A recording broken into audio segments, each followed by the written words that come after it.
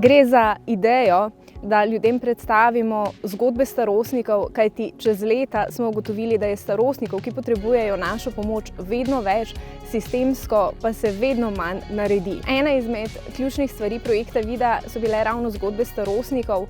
Od mogoče drugih humanitarnih organizacij nas je ločevalo to, da mi nismo med ljudi, bom narekla v narekovajih, spustili zgodb, s katerimi bi prosili za denar, za neke materialne dobrine, ampak smo dejansko predstavili starostnika oziroma starostnico, težave in nato tudi rešitev. Namen projekta je pravzaprav ozaveščati ljudi o starostnikih in dejansko o tem, da 90 tisoč starostnikov živi pod pragom revščine, od tega jih 37 tisoč prejema pokojnino nižjo od 300 evrov. Centri za socialno delo so ena od pomembnih institucij, s katerimi sodelujemo.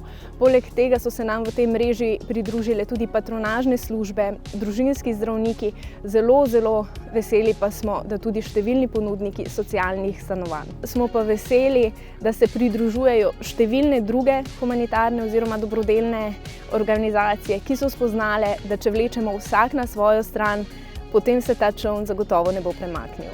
Nekako strmimo, da bi poskušali tudi odločevalce prepričati, da varstveni dodatek mora biti avtomatiziran, kajti to, kar vedno rečem, Ančka iz Ruš, ki nima interneta, si v resnici ne more sprintati samega formularja, do njega pa sedaj, v teh časih v Maribor, v resnici ne more. In imamo sistemske rešitve, samo dostopnost do njih je slaba.